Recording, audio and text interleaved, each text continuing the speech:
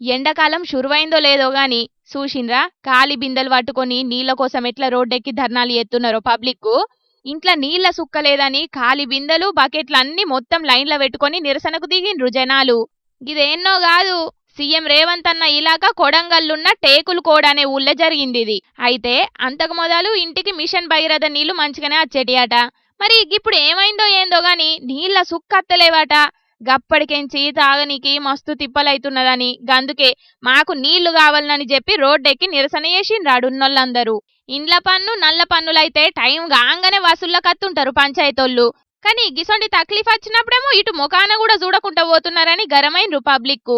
చూడాలే మరి, సీఎం రేవంత్ అన్న ఇలాకల నీళ్ల కరువు వచ్చింది, గది కూడా ఎండాకాలం షురువు కాక మున్పే. గిప్పుడే గిట్లుంటే ఎండాకాలం వచ్చినాక రాష్ట్ర ప్రజల పరిస్థితి ఎట్లుంటదో, అటు కరెంటు లేక ఇటు నీళ్లు లేక ఎన్ని అవస్థలు పడాలనో అని బుగులు పడుతున్నారట గిది చూసినోళ్ళు కొందరు.